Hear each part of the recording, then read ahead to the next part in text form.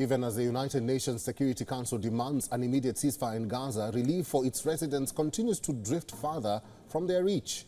Reports say that the Palestinians are being forced to forage for food, with famine inching closer in the enclave. With tensions rising between US and Israel, Britain's Royal Air Force has now stepped up efforts to drop food aid onto the enclave.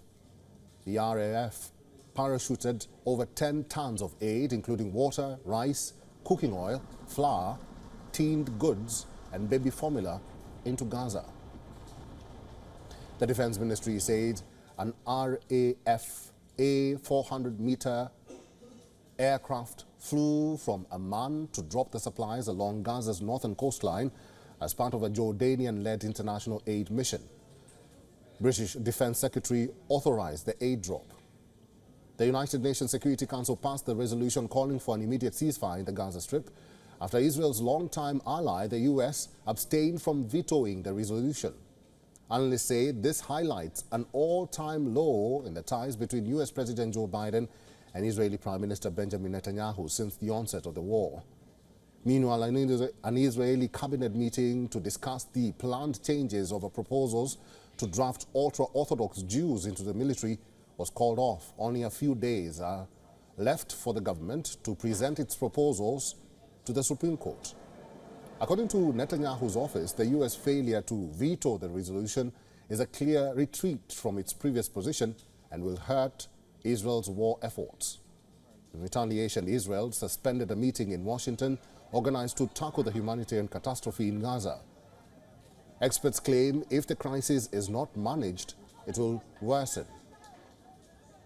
Israel's decision to cancel the Washington travel plan was also criticized by centrist former Defense Minister Benny Gantz.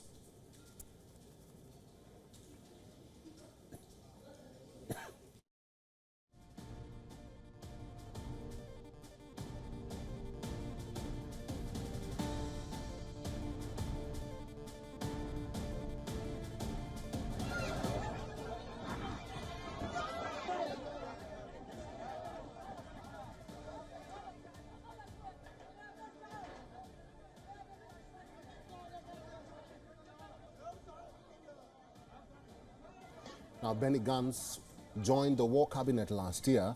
On the other hand, not only Joe Biden, but even his Republican presidential nominee, Donald Trump, is expressing impatience with Netanyahu. Warning Israel about fading international support, Trump said Israel should now, quote, finish up its offensive in Gaza, and added that Israelis need to get it over with. Meanwhile, Netanyahu is facing domestic challenges as well. While far-right coalition members are demanding a hard line against the Palestinians, there are growing calls from families of hostages to bring back their loved ones, not to mention the frequent protests calling for his resignation.